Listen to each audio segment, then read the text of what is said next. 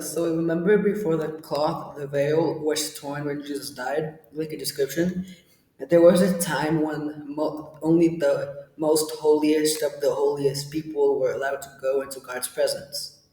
How did it work? Well, back then they did a ritual from all sin. They would cleanse you, and they would tie a rope with a belt to someone's leg so that when the jingling stopped, it would indicate that the ritual wasn't completed correctly, and the victim would get pulled out of his presence since the normal body wasn't able to withstand God's presence. But after Jesus died, the veil that covered the entrance got torn, which means the presence changed so that all of us could experience it anywhere at any time.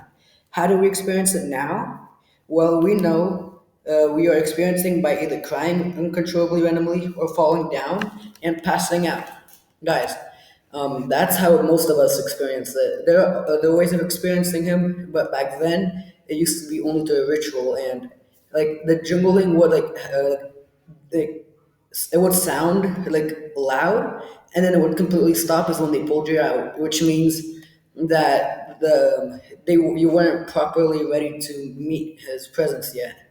And his holiness, his presence is too much for our body to take back then. But now it kind of changed, and now we just cry.